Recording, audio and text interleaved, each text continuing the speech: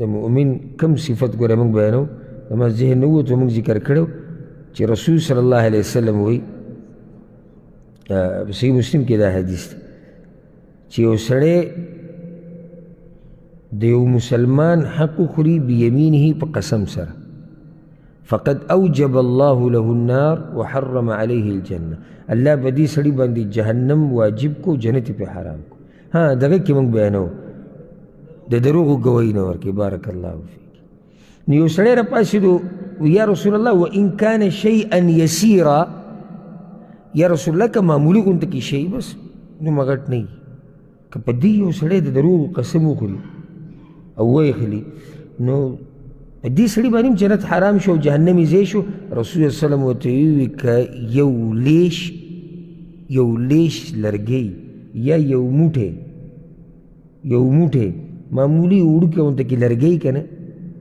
او په هغې ته د دروغو قسم وخوري او ویخلي د یو مسلمان نه او ته دروغجنې په هغې کې جنت ته باندې حرام شو جهنم دې ځای شو یو روایت کې دې سره دې ته غوږ کېده ګوره دا روایت امام مسلم راوړی دی رسول صلی الله علیه وسلم چې چا قسم وخوړو او په دې قسم سره دی د مسلمان حق خوري دی پکې دروغجن دی لقي الله وهو علیه غضبان د ده به د الله سره په داسې حال کې ملاقات کېږي چې الله به ورته په غضب کړي الله به ورته ولې په غضب کړي ځکه چې یو خو د الله بېقدري کړې ده د الله نوم یې د ظلم او زیاتي لپاره استعمال کړی دویم دا چې د یو مسلمان حق یې هم خوړلی دی نو دوه ګناهونه یې یو ځای کړي دي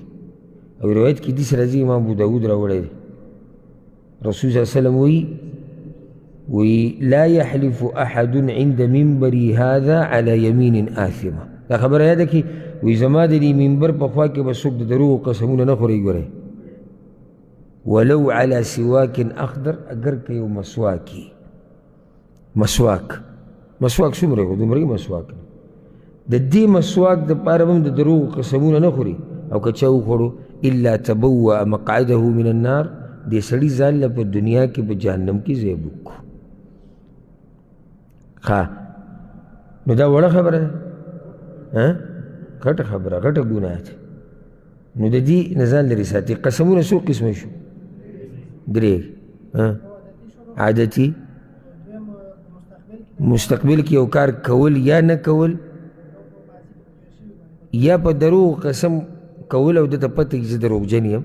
د دې دپاره چې څه دنیا پې خپل لاس ته کړي د چا حق وخوري چا سره ظلم وکړي د چا نه بدل والي نو دې ته الیمین الغموس ویلی کېږي الله رب العزت چې کله په دې سورة المائده کې د دې قسم دا کفاره بیانوي که نه نو کفاره به د کوم قسم پاتې شوه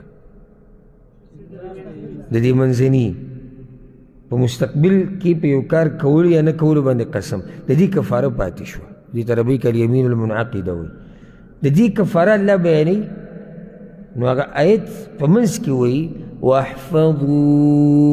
ایمانکم الله وی د خپلو قسمونو خیال وساتئ حفاظت یې وکړه سوال دا دی چې یاره د قسم به سړی څنګه حفاظت کوي د دې د ښودو شی دی چې زه یې روالم او په المارۍ کې د قسم ټاله کړم چې حفاظت یې کوم نه دې مطلب دغه نه دی زه دې بې پوه کوم د قسم حفاظت څه ته وایي ما ورته خو دا واورېدو که چې د مؤمن شان دا دی چې دی د قسم حفاظت کوي نو کوو به که نه به یې کوو خو څنګه د قسم خو مونږ خیال ساتو خو د قسم خیال ساتل څه ته وایي اولنۍ خبره پکې دا یاده که چې ډېر قسمونه به نه خوري ډېر قسمونه به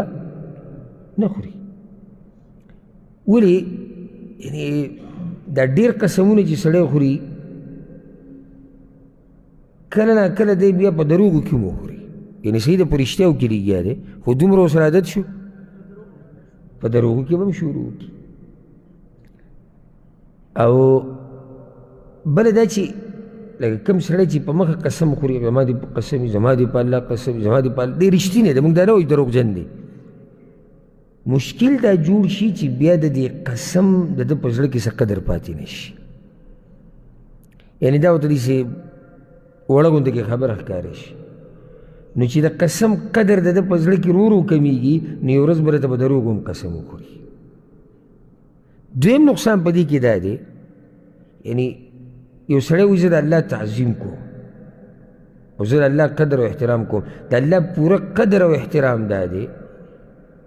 چې د هغه نوم چې کله اخلي په قسم کې نو ډېر په احتیاط کوي چې کوم ځای کې ضرورت راشي هلته. یعنې اوس په مخه سحر ماښام سړی 50 قسمونه خوري، 10-15 خوري، زما دې په الله قسم وي، زما دې په الله قسم وي، زما دې په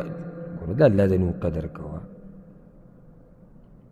ډزه زما دې الله په نوم قسم نه نو ما خو شرک خو نه دی کړی، موږ ته دا نه وي تا شرک کړی. وایي زه دروغجن نه یم، نو ما خو ته دا نه وي ته دروغجن یې. خو دلته دې قسم ته ستا ضرورت نشته، یو خو ضرورت راغی صحیح شو، بې ضرورته یې خورې